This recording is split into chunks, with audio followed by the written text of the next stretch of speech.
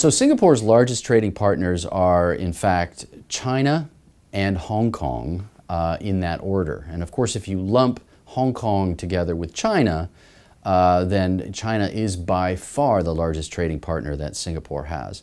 Now, this is a very well-defined trading relationship that encompasses trade in goods as well as increased flows in investment, finance, and also in technological innovation, as there's a lot of cross-fertilization between China and Singapore in the tech sector.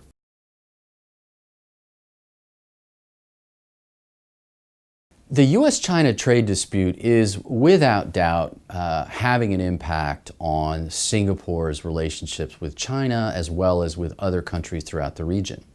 The reason for this is because even though China remains a major assembly point or a fabrication point for goods flowing to the United States, it is essentially receiving parts and components from all over Southeast Asia.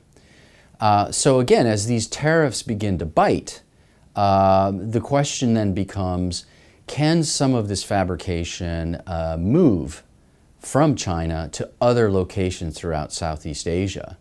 And of course, this will differ from industry to industry, but for the less capital-intensive manufacturing, such as footwear and wearing apparel and some of the lower-end consumer items, that shift out of China has already been happening. And the reason for that is, rising labor, regulatory uncertainty, and the competitiveness of local firms to a certain degree. So that process, I think, will be accelerated because of this trade war.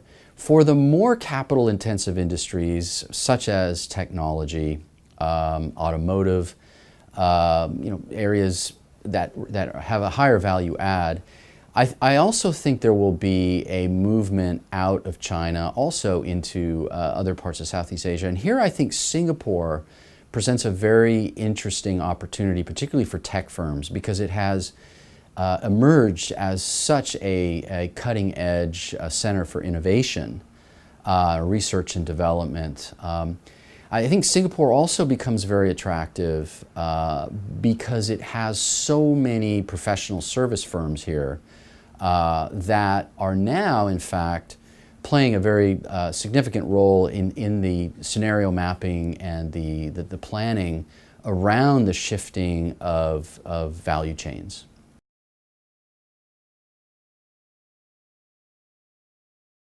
So in addition to the tariff wars, which I think are a microcosm of a much broader phenomenon, which is this geopolitical rivalry between the U.S. and China, which is only going to grow going forward.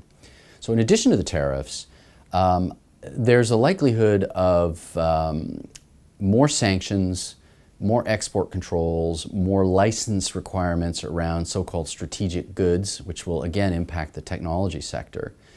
So as those begin to kick in, we're going to see more companies, I think, move key value chain operations to Singapore, because Singapore represents a safe haven in many ways, because of its strong rule of law, its good governance, transparency, etc.